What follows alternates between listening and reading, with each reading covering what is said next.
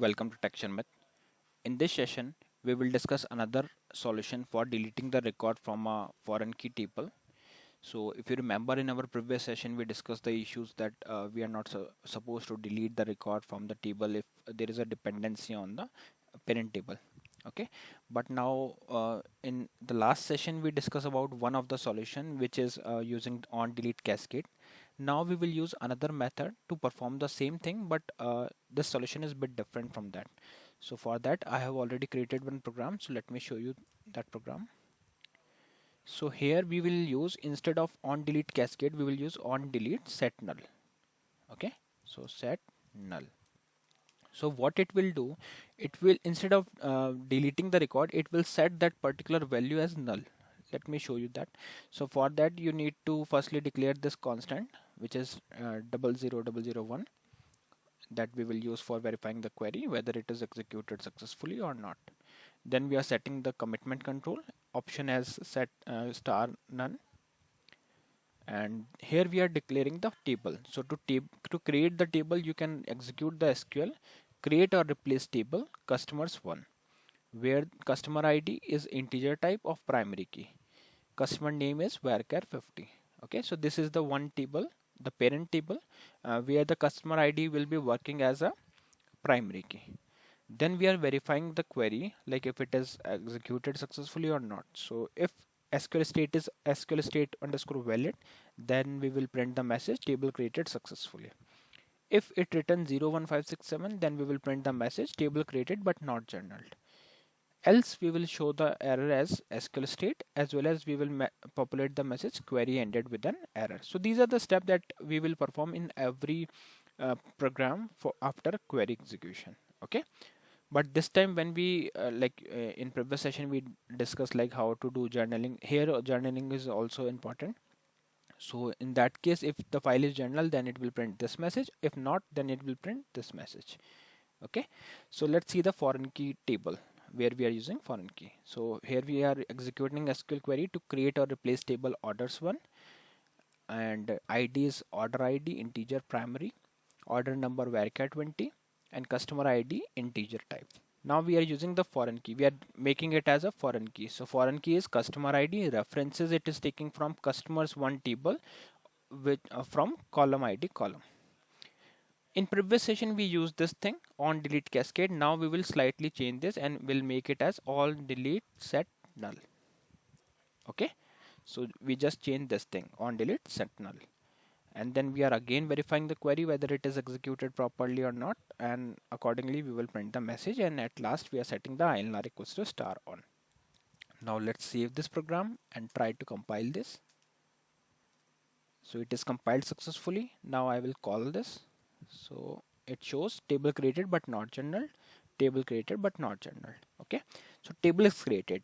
If right now if I try to perform the delete operation, it will not allow me, because for that we need journaling.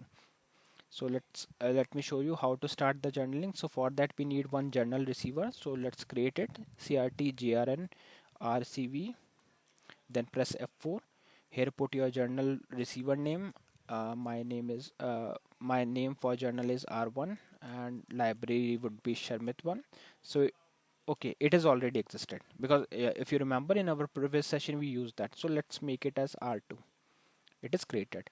Now we will create the journal. So receiver is created. Now we will create the journal. So for that you need to write crt grn and press F4. Here you can put journal name, so jr2, and here I will put the library name Sharmit 1, and we need to assign one journal receiver here. So I will put here R2 and library Sharmit 1. So it is created. If you are not aware of journaling concept, then for now you can just follow these steps. Later we will discuss in deep like what is journaling, what are the benefits of using journaling. But for now we just need to start the journaling for a table in order to use this solution on delete set null or on delete cascade. Okay, for now we are just discussing about on delete set null. So journal and receiver is created. Now we will start the journaling. So for that I will write str grn pf, str grn pf, and then press F4. Here I will put my file name, which is customers1, library is Sharmit1, and journal is jr2, library is Sharmit2, Sharmit1, and hit enter. So it is started. Similarly, we will do this for orders table. So let's change the file name orders2. Other options are same, so it will start journaling for. Oh, okay, there's something wrong, so let me check. Orders1. Okay, so it is created. Fine, so journaling is started. Now we will perform the some operations on table to verify whether it is working or not. So for that reason, firstly we will insert some data to customer table and order table. So let me retrieve a query. Yeah, so insert into Sharmit1 slash customers1. So it will insert data into table customer1 for one customer ID and customer name is customer1. So hit enter. It is inserted. Similarly, insert it for other records. Let's say for second customer, then for third customer. Similarly for fourth customer. Okay, so we are done with the data insertion. Let's verify that. Before that, let me insert a few records in orders table as well. Then we will see both the things together. So let me retrieve that and make it as 1. Here we can make it as ord1 and 1. Hit enter. It is inserted. Similarly, I will insert for second.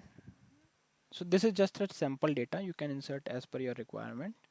But for now, I'm just inserting some random data just to show that it is okay. So this should be code and here it should be 3, and similarly we will insert for the 4. Fine, so these things are inserted. Now we will verify the data in table. So for that I will run query select star from Sharmit1 slash customers 1. So you can see 4 data is available here, 4 records is here.